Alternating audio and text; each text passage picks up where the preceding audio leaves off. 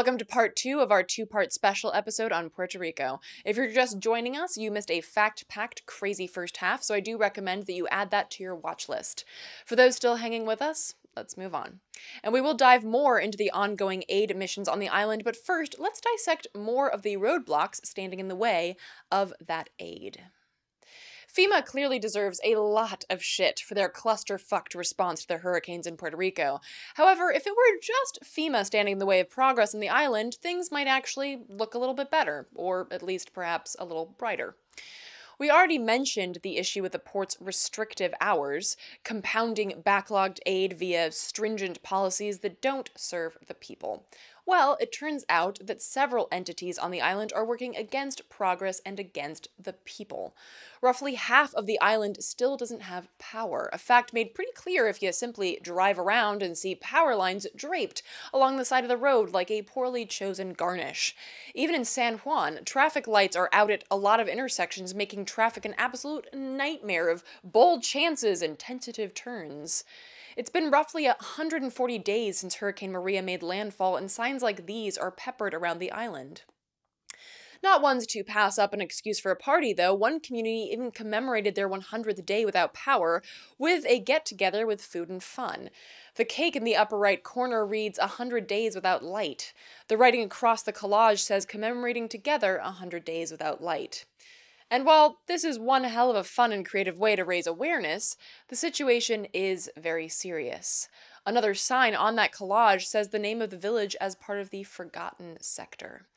And when it comes to electricity, most of the island's rural areas are also forgotten, at least officially. Puerto Rico's power is controlled by the Puerto Rico Electric Power Authority, or PREPA, aka Autoridad de Energía Eléctrica, or AEE. And like many big organizations, its higher-ups are well known for being corrupt.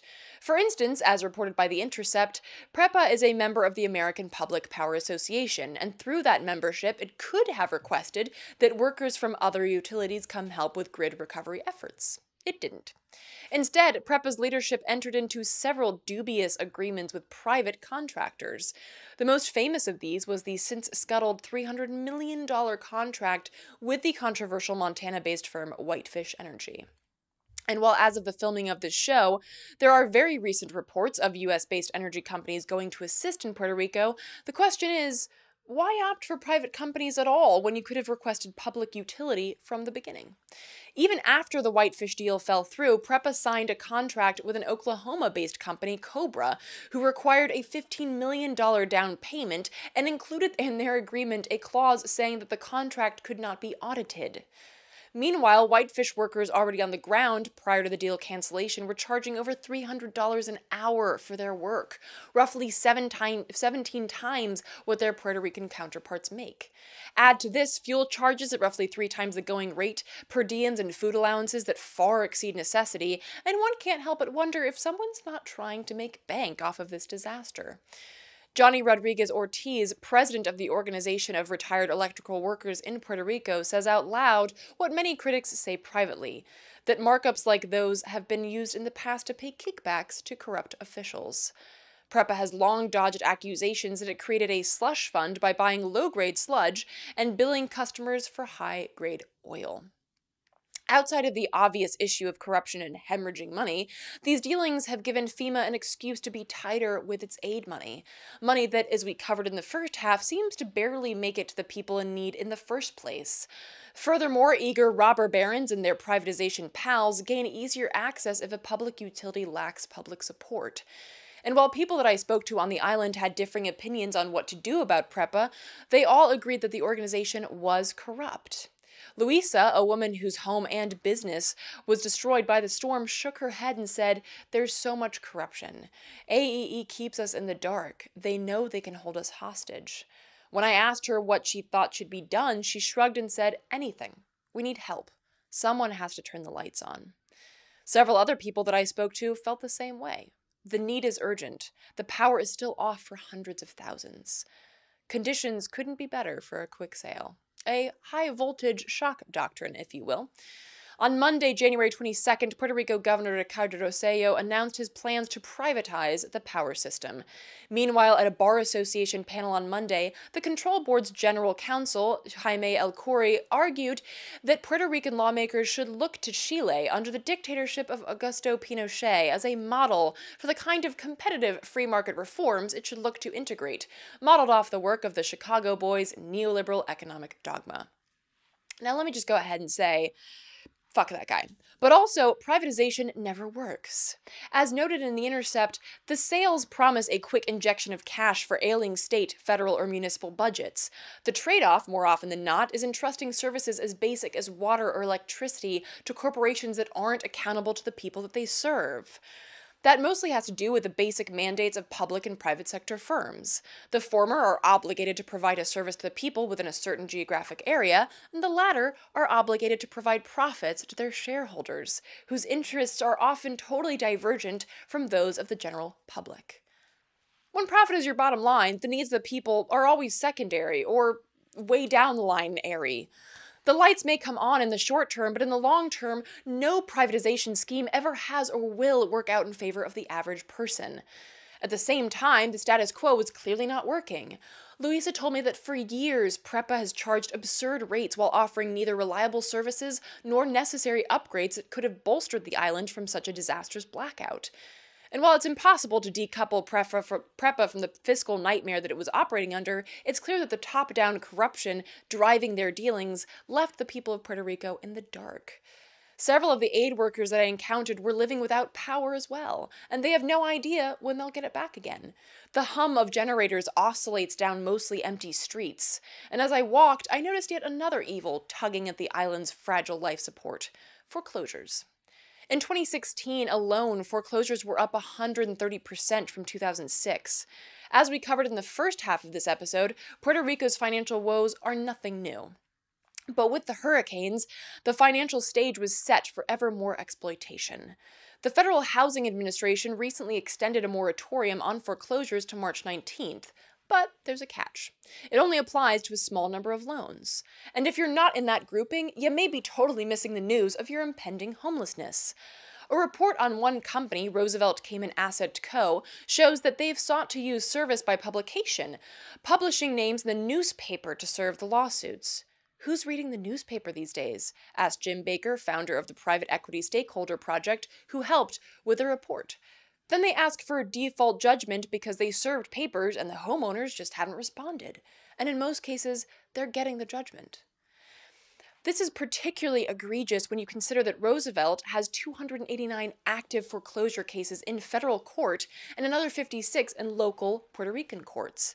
And the use of federal courts for these proceedings is unusual, but since they typically go faster than local courts, offshore companies like Roosevelt rely on them to move those cases along. Working on the ground to combat foreclosures and advise homeowners of their rights is the group Derecho a tu Casa, or Right to Your House. They've been offering legal advice and assistance to those facing foreclosures, and will include their information at the end of the show and in the show description. And I mention them, of course, because I think you should know about the work that they're doing, but also because they're an example of something that I saw a lot of during my time in Puerto Rico. There's paradise behind the crisis, and there's crisis behind the paradise.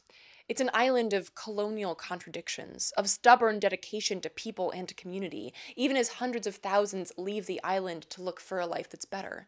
It's extreme poverty outside of gated communities. It's guys playing soccer on the beach with a couple of beers as an incomparable sun sets over the water. It's a man serenading me and thanking me for visiting his island. It's a man almost breaking my camera in anger, thinking I'm only there to take pictures of his pain. It's a woman showing up to work in order to coordinate aid for thousands, then going home to 2 kids and no electricity. It's a sign outside a destroyed home warning would-be robbers that there are vigilant neighbors watching them. It's a white man in a pink shirt sitting at a table bragging about his purchase of a marina, raising a glass to say thank God for Hurricane Maria. It's pastors sitting around a table praying to God that no more storms hit the island. It's Marines, Navy, Army, and National Guard doing good. It's SWAT teams raiding distribution hubs. It's anarchists bolstering community aid efforts. It's a clusterfuck disaster, and yet it is resilience, and it is building. It is survival in the face of a ruthless colonial capitalism that wouldn't mind if more than hundreds of thousands just left the island to make room for more hotels and cheap pina colada bars. A woman named Maria, standing next to a leveled home, told me through her son's translation, they want us to leave so they can turn this into hotels. But I can't leave. Where would I go? I'd rather be homeless here than in the US. At least here I have my people. Her sentiment was echoed by several others. An aid worker told me that she still didn't have power, even though she lived in a relatively affluent area. But she also said, I have a commitment with Puerto Rico. I love Puerto Rico. This is very important for me. I have to be supporting my community, living what they live. Another aid worker told me much the same thing. I see a lot of need. I want to stay here. I don't have the heart to leave. I lived in the States and I didn't like it. Puerto Rico has community, she said. And I don't see solidarity written on a lot of walls in American communities, figuratively or literally. The community and solidarity that I witnessed in Puerto Rico is what keeps them and has kept them going. It is the greatest weapon with which to fight both capitalism and colonialism and the climate change that they have wrought. And a lot of this comes from being able and willing to work with people that aren't exactly like you, socially or politically. As the left continues to devour itself in an ever-escalating purity test, I realized that it's one hell of a privilege to sit around and argue political theory, to debate the details over a beer and then congratulate your friends on being perfectly just.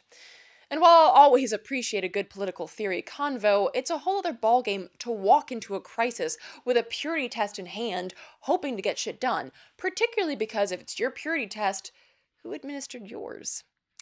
As an atheist, for example, if I walk into a religious neighborhood, which are most neighborhoods in Puerto Rico, and I refuse to work with a church, well, I'll be shit out of luck, and I'll be a barrier to organizing and aid. Churches are oftentimes the community centers of Puerto Rican towns. The people I worked around in Puerto Rico are using that to their advantage, and I have no idea whether they're religious at all, because that's not the point. The way it breaks down to me, based on what I've seen and based on what we're up against, is that people are grouped into one of three categories. In the first category are the people that you're willing to stand next to on the front lines as rounds of tear gas choke out the sky. They're your trusted comrades.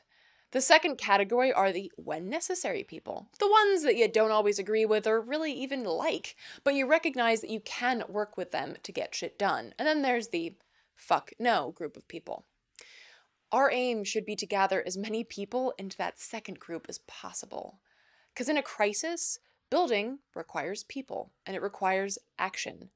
Use what you got to get what you need, as the Black Panthers said. Our obsession with an unattainable social justice perfection is not only diverting our focus from the real shit, but it's driving potential comrades away, and therefore it's a slow suicide that cripples our efforts before we ever have a chance to be a real threat to the system. In Setting Sights, Histories and Reflections on Community Armed Self-Defense, Simone Cedillo writes, most academics, intellectuals, and even many solidarity activists seek purity in social movements. There is a tendency to demand a strict political line from the social movements with which they choose to stand and work in solidarity. This selective solidarity has generated a power dynamic of exclusion.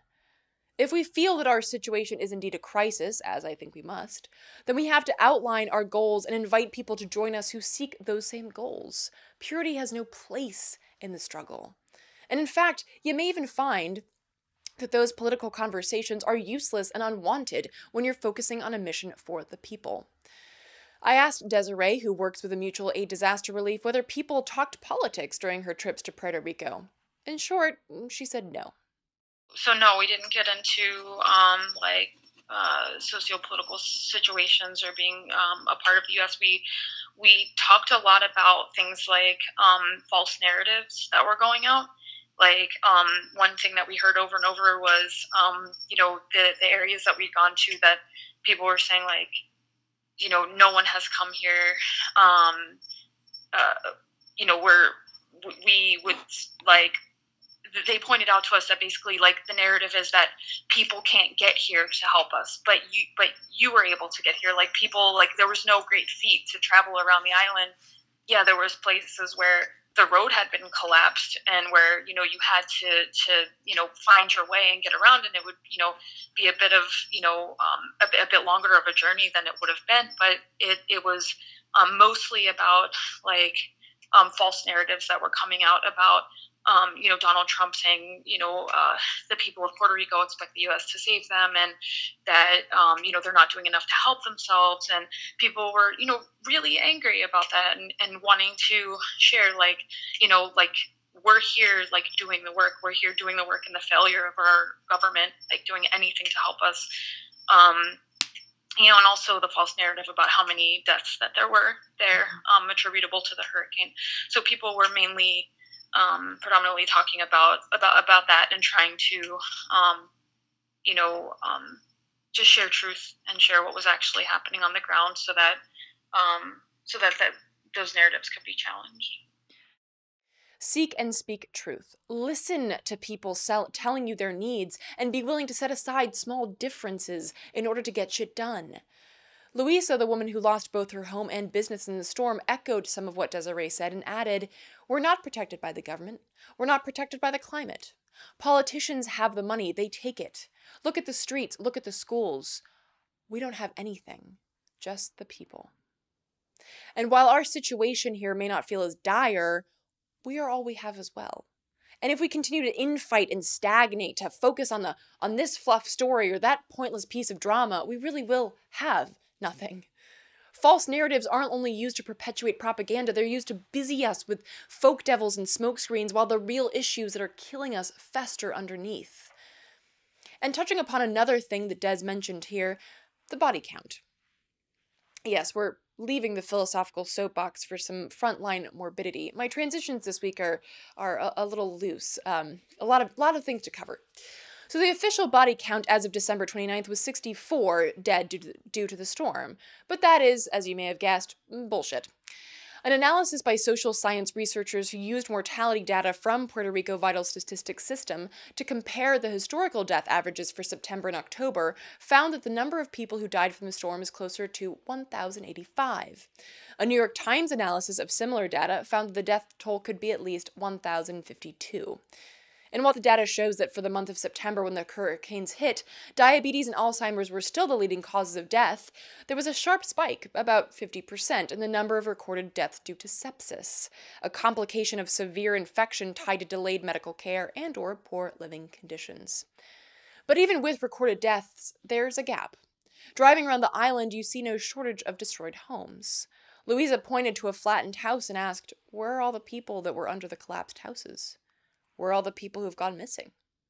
Missing persons are another concern. In the first week after Maria hit the island, missing person reports increased 200%.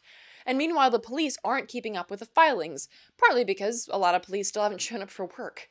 In the weeks after Maria, police weren't paid for their significant overtime, so many just stopped showing up for work. And for Louisa and others, this is no big deal. She says she'd rather be rid of the cops. And she lives next to a big mural of a cop painted as a pig with a big anarchy symbol over its face. And when I asked her about it, she said, "Police are bad. Robbers are bad too. But we can fight robbers. We can't fight the police." And to give you a little bit of backstory here, the Puerto Rican Police Department is the second largest force in the country. They are also well known for being among the most brutal. A 2012 report by the ACLU found extensive human rights violations, including use of excessive and lethal force against civilians, especially in poor and black neighborhoods and Dominican communities, often resulting in serious injury and death. Now, I didn't see a lot of cops when I was there, and again, as Louisa noted, this isn't a bad thing. The less roadblocks that people have to get over in order to get aid and relief to the people, the better. Foreclosures, the rampant government corruption, the FEMA checklists, their kleptomania, their mixed messaging about dates and coverage. Indeed, in a meeting with a government official, we were told that the island was getting help from FEMA because of the presidential declaration of disaster for Irma and Maria, but she continued saying, quote, "Now the deadline for that declaration was December 31st. As of January 1st, FEMA won't pay. That's our biggest roadblock." So the official FEMA site doesn't reflect that information. It only says that the aid was made available starting September 17th and continuing, whatever that means. Meanwhile, the last update to the official FEMA response to Hurricane Maria was on October 31st, and I saw absolutely no FEMA workers while I was on the island. Now, whether this government official was given this information by a FEMA official and whether it's true or not is unclear. The bottom line is that people aren't getting official aid. And as I noted earlier, it's not just FEMA that's a hindrance to recovery, it's the government as well. As reported by Molly Crabapple after her first trip to the island, the federal government is offering Puerto Rico an aid package that contains over $4 billion of loans, while local officials of both major parties demonstrate egregious corruption, incompetence, and sloth. A viral video showed alleged FEMA officials partying at a hotel bar, while a much-shared post by an aid worker accused Unidos, the charity run by Puerto Rico's First Lady, which received millions of dollars from celebrities, of hoarding donations in the convention center and then distributing them to municipalities that they hoped would support the incumbent governor in the next election. An aid worker I spoke to said the same thing. Unidos por Puerto Rico was apparently trying to get all of the aid to the island to go through them. Needless to say, disaster relief work on Puerto Rico requires more than a little bit of a rebellious spirit. And while there's still a lot of crisis behind that paradise, again, there's also a lot of paradise behind the crisis. An aid worker told me over lunch, "I'm not okay. We're not okay. I don't have my life still. But yo no me quito," which means I don't give up. And the founder of Yo no me quito, Carlos Lopez Ley, said much the same thing back when he started the organization in 2016, before Maria and during the extreme austerity crisis on the island. The citizens are the future of Puerto Rico. We need to solve our situation. And from what I saw, they are. With the help of solidarity aid workers from all over, Puerto Ricans are doing what the government won't do. They're providing medical aid to people in remote areas, getting there despite the impossible terrain. They're setting up community centers for kids who still don't have schools to go to. They're setting up community kitchens. They're bringing in solar kitchens like this one that's surprisingly easy to roll and can cook up enough food to feed 400 people in an hour, 3 tacos each. When we brought it into the sun, it took 5 minutes to charge. In the face of the Stafford Act, which dictates that only existing infrastructure needs to be rebuilt after disaster, aid workers are opting for something better and renewable. Aid workers are relying heavily on solar power, and Bobby Rodrigo told me that he's avoiding bringing anything to the island that requires fossil fuels to run. They're also planning on bringing over building materials in the next phase so as to shift from immediate aid to rebuilding. The work is large-scale and continuing. There are so many people that need help, but also so many people helping. And oftentimes they're one and the same. The people doing the aid work are part of the communities that need aid. As horrendous as the situation is, the work being done proves that Puerto Rico se levanta, which means to get up. And also it means to wake up. And while politics might not be discussed over the delivery of aid, one woman offered this up to me when I asked her about the U.S. The U.S. ties our hands. We need a plan because we're not independent. We depend on the U.S., but they're not helping us. I want Puerto Rico to stand on its own. We just need a plan. And there is a Puerto Rican Independence Party, but the woman I spoke to wasn't overly impressed with them. Politicians just talk, she said. And I think we up here in the so-called United States can agree with that sentiment. So with that, let's wrap up this talk. If I could offer up one final takeaway from my time on the island, it would be this. We need solidarity, real solidarity that builds. We need to learn from people like the Puerto Ricans and the Cubans what community actually looks like, what reliance on friends and comrades rather than officials looks like. We need to dig through the rubble of false narratives. We need to ask more of ourselves in both research and listening. We need to be active in progress. Otherwise, there is no progress. So taking us out of part 2 of this Puerto Rico special are some images and video from the island. At the end of this show and in the show description will be the names of organizations working on the island, so please take a look and consider helping out where and how you can. From the Devil's Den, good night and act out.